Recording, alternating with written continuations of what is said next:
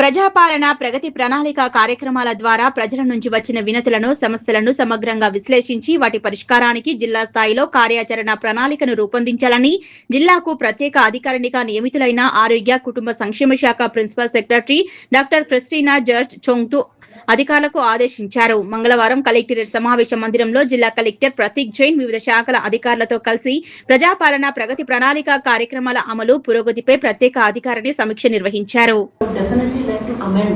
మీరు మీ టీం అందరూ మీరు ఎంత కృషి చేసుకుని మీరు పనిచేస్తారని కనిపిస్తుంది. అండ్ దానికి ఇప్పుడు now just little more effort and you will have your plan for the year. Already me action plans మా ఏప్రిల్ నెలలో అందరికీ మీకు కమ్యూనికేట్ చేయడం జరిగింది అని వివిధ డిపార్ట్మెంట్స్.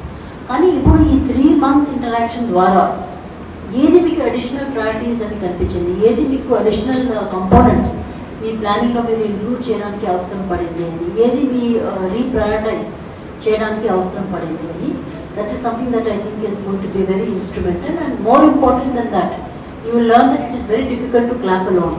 సో కాబట్టి ఒక డిపార్ట్మెంట్కి వేరే డిపార్ట్మెంట్కి ఇప్పుడు ఇంటర్ లింక్స్ కన్వర్జెన్సెస్ చాలా వస్తాయి. మేడం అనేరు some issues regarding SAMMAN, immediately it has to have convergence with the health department. Let us say residential schools, we have given some input that the quality of the checkups need to be improved.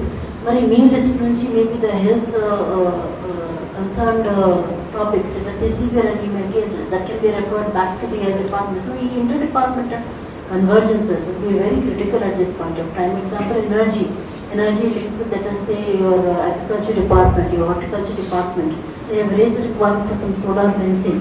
So ఇవన్నీ మనకు take up చేసుకుంటూ there will be a lot of convergences inbuilt అండి.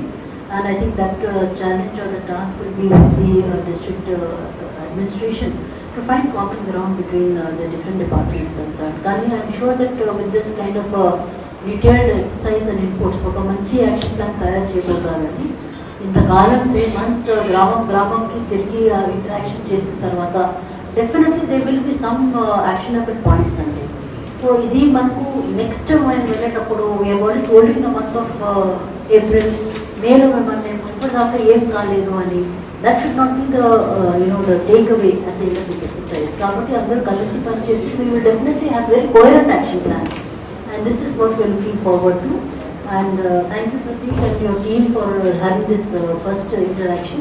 I'm sure that at the end of this interaction we will have a very clear action plan for your district. So thank you so much for this interaction and for all your efforts. Thank you very much.